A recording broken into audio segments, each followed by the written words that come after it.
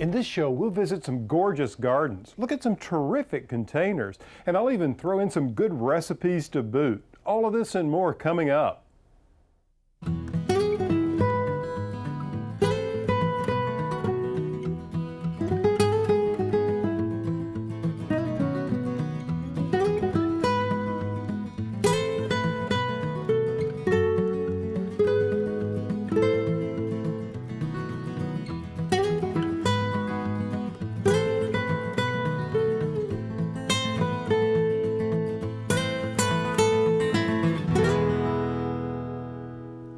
Hi, I'm Alan Smith. Welcome to the show. Okay, who's hungry? You know, I just can't pass up anything good to eat. I think that's why I always save extra room in my garden for growing fruits and vegetables. Now, coming up, I want to share with you some tips on saving space in the garden where you can grow some wonderful produce in even the smallest area. And we'll learn about some seasonal containers that pay tribute to Frederick Law Olmsted, a man regarded as the father of American landscape architecture. I'll also answer a viewer question about containers. And last but not least, we'll get a recipe from the chef at Belmead Plantation in Nashville. That's all coming up, but right after the break, a tour of a charming garden in Music City, USA. So stay with us.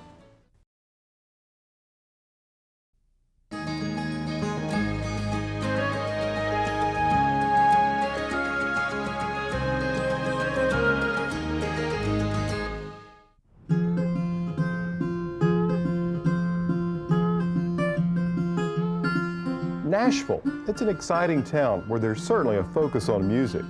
But maybe you didn't realize that Nashville has a thriving gardening community. It's the home to an annual antiques and garden show which bring together nationally and internationally renowned experts and exhibitors in the field of antiques, decorative arts, and landscape design. The show's been named one of the top 20 events in the Southeast. It was at the Nashville Antiques and Garden Show that I met Becky Davidson and was invited to tour her garden. Now, where does this path lead you? This is sort of a little garden I started this year.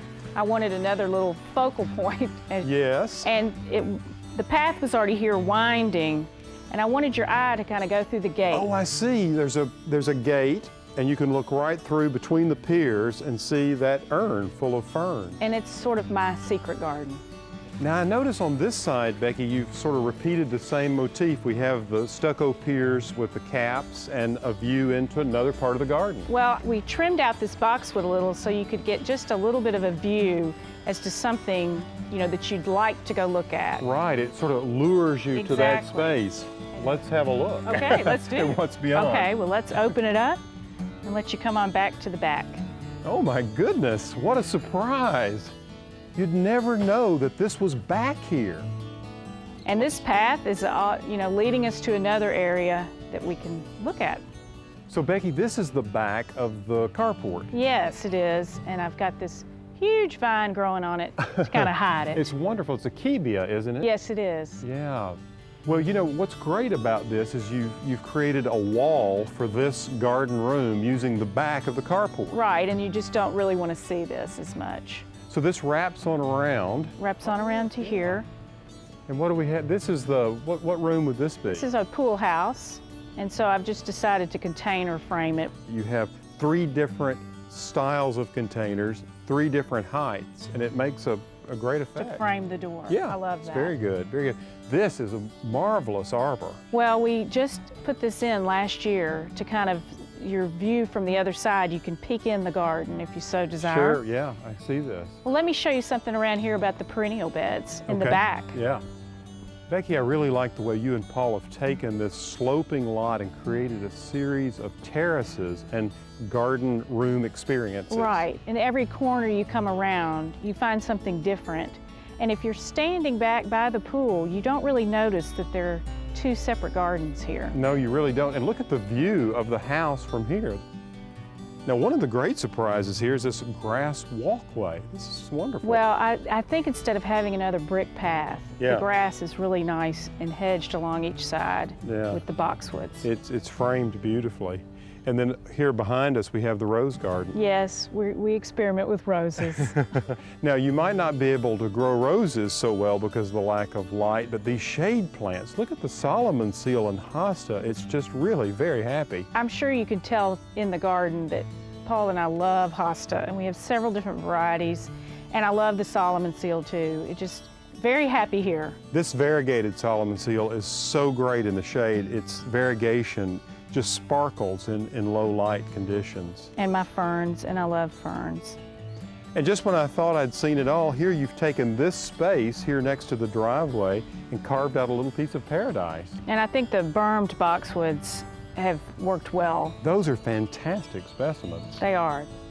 And my hostas and ferns. Well, this is really all about texture, isn't it? It is, and I would like to. I love the grasses too. I'd like to experiment a little more with the grasses in this area. Yeah, they can be a lot of fun and perfect for this type of setting.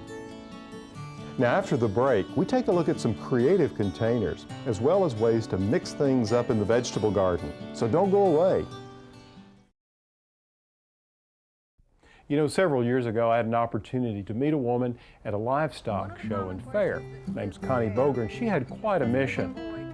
She had a hard time understanding why kids today don't understand the concept of field to table. For instance, kids not realizing that milk comes from cows or that salad greens come from the garden. So what Connie did is load up the farm and take it to the kids so they could pet the animals, see baby chicks, and milk a cow. It's easy to lose this connection to the land. Most of us don't have time or the room to grow our own vegetables, but I think it's important to maintain a connection to the soil and to grow something, especially if you have small children. Now, a project that you can take on that will get kids interested in gardening is just growing some of their own vegetables. I like to grow them in a container like this with a tuteur or structure. All you need is a large container that's about 24 inches wide, the larger the better, and then just some sticks. And that's what I used here to create this support. I used 3 large sticks to create a tripod, and then I just crisscrossed it with smaller twigs and tied them together with wires. This simple little structure is ideal for growing so many vines and plants. One plant I like to grow is a tomato in a container like this. It's perfect for children. Whether you plant a single plant or sow some seed, in no time you'll have a plant full of tomatoes. And you know, the children can pick them and make their own salad, or better yet, put the tomatoes in a pizza. Just remember, you want to place this in a full sun location and keep the soil consistently moist. And always start with a good potting soil. Another way to get kids involved in the garden is give them a little space of their own and let them pick out flowers they want to grow. Flowers are so colorful and eye-catching. I like to mix a cutting garden in with my vegetables, so when it's dinner time, I can gather up flowers along with the produce.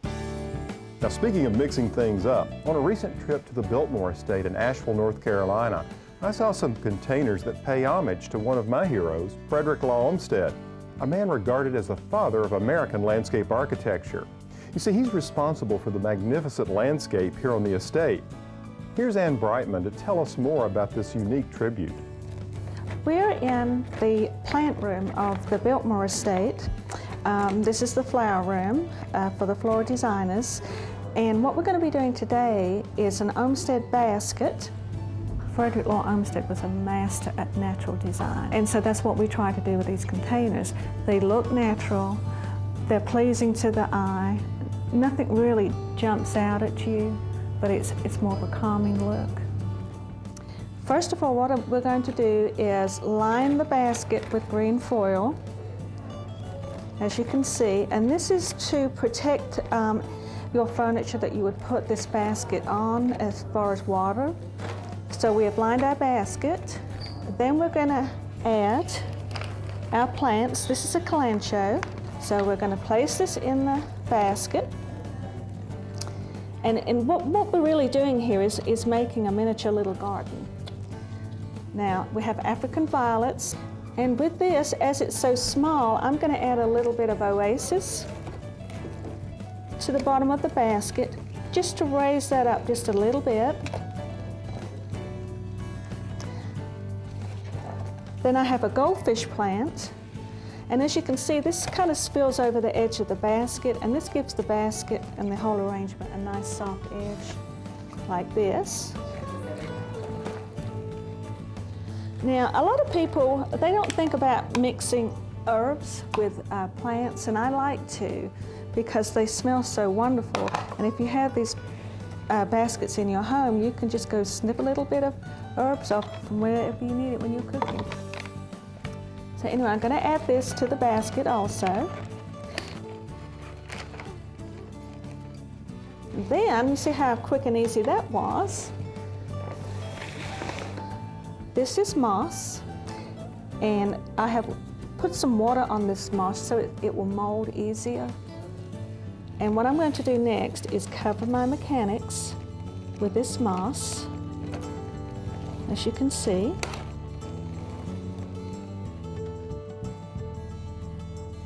And it's a good idea too when you're making these baskets, to get plants that need the same light and same amount of water. It just makes the whole process easy.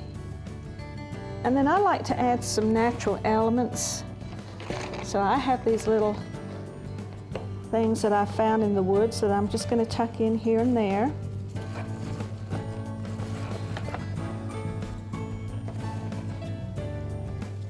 Like this. And then I'm going to add just a little bit of raffia. Again, this helps give it more of a natural thing. Make a little bow.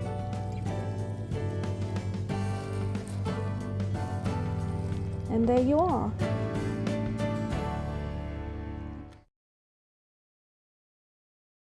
What's for dinner?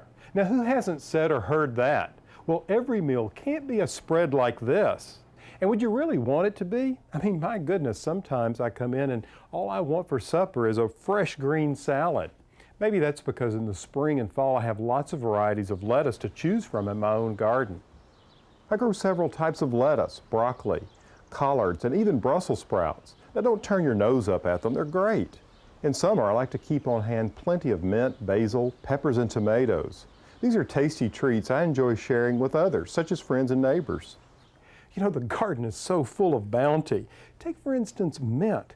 One plant will produce so much mint you can hardly believe it. If you plant it, you need to make sure it's contained so it won't take over the place. And I love to use it in cool drinks during the summer, like mint tea. Now, if you go to my website, pallansmith.com, you'll find a lot of cool and refreshing drinks, along with a lot of other tasty treats from the garden.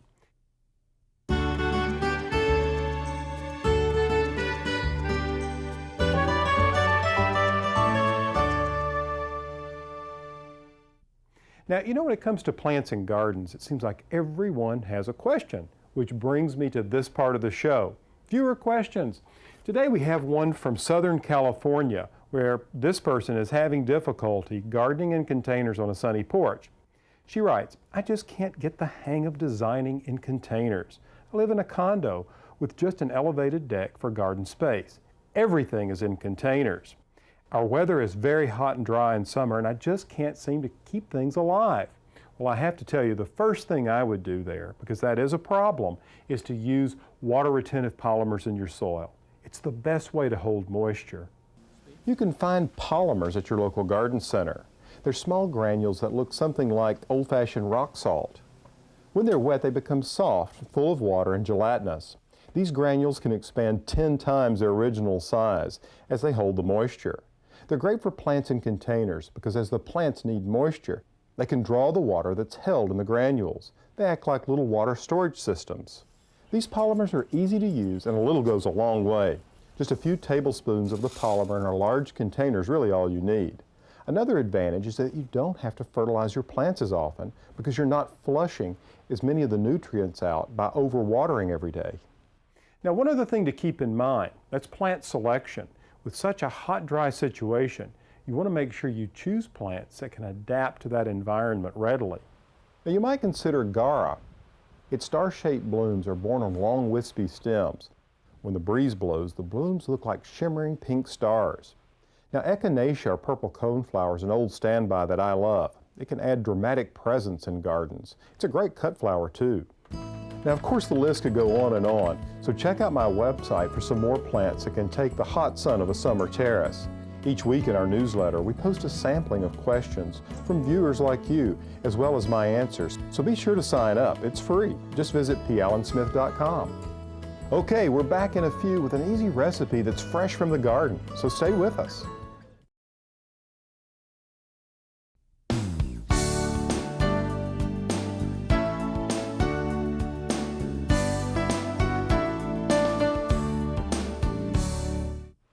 You know, I've had the pleasure of meeting chefs from coast to coast. And while I was in Nashville, I met Martha Stamps at Belmead Plantation. Martha is as passionate about food as I am about gardens. Okay, I love leg of lamb, and I think a lot more people would eat lamb, but they're a little bit intimidated by it. And I think one of the reasons is they usually find it on the bone.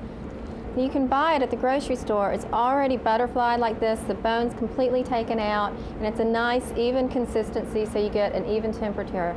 You're going to get medium rare all the way through, or you're going to get well done however you like it. You want to take some of the little sinews and things like that out, but you want to leave a lot of this good fat because that's what's going to give you a whole lot of flavor. The preparation, I think the simplest is the better. It's got such good flavor already. Generously pour some good olive oil over here. Doesn't have to be the best. Then sprinkle it really liberally with coarse salt and coarse ground black pepper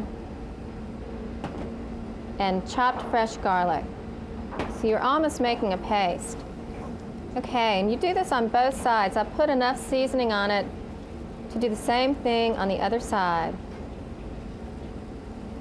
Then you place it the cut side down on your baking sheet and put it in a preheated 400-degree oven for about 30 minutes. That's what I do for a nice medium rare to medium. And this is what the finished product looks like. So you still got some beautiful pink in there. It's going to taste so good. What I like to do, pardon my fingers, is just put a little bit on a plate, and then I spoon a little of this beautiful green watercress pesto on it. Gives it such great flavor. It's really one of my favorites. Well, that's it for today's show. I've certainly enjoyed our time together. Well, looks like I better start getting all this cleaned up. After all, being around all this food is making me hungry. How about you? Until next time, from the garden, I'm Alan Smith.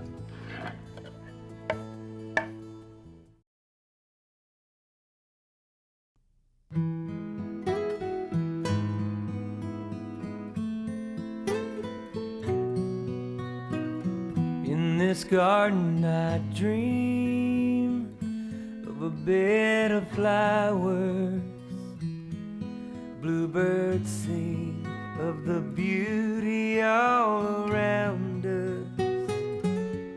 And every time the sun comes out, I can't help but smile. Oh, no, I can't help but smile.